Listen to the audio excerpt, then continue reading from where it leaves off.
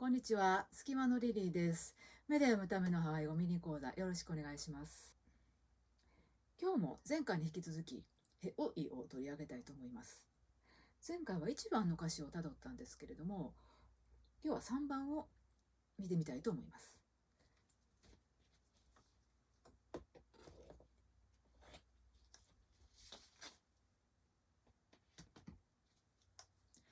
マイのね、マイオエ。このマイというのは、ドンと何々しないでくださいという命令、否定の命令文を作る言葉です。のねはからかう。なので、マイのねで、からかわないでよ、あなたと、あなたに訴えかけてるんですね。そして、マイ。この最後のマイは、私をからかわないでねっていう感じですね。そして、うまかえうえう。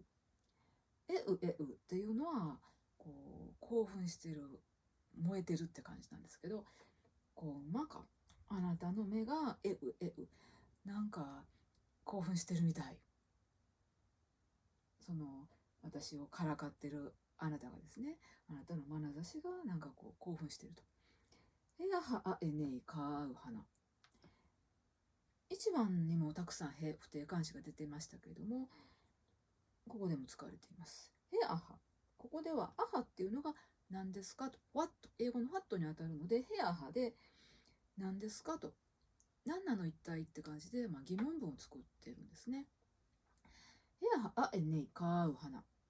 かうというのはあなたの花はすること、するとか作るとかいう動詞ですけれども、ここでは買う花で、あなたがすること。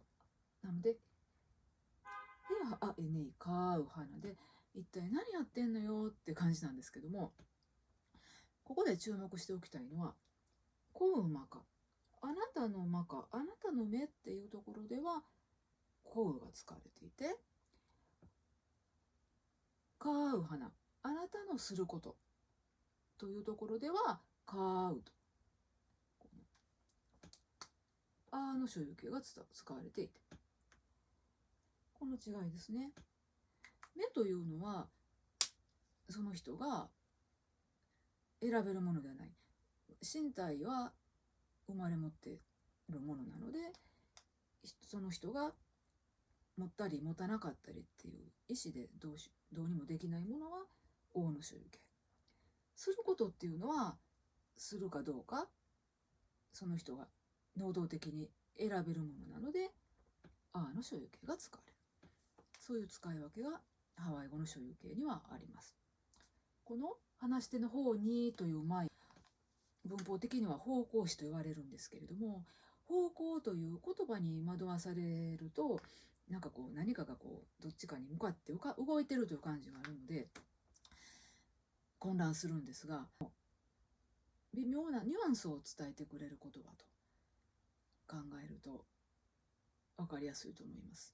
その時にどういう言葉と一緒に使われているか、どういう状況で使われているかというところで訳語を選ぶようにしていただくといいと思います。メディアを読むためのハワイ語ミニ講座終わります。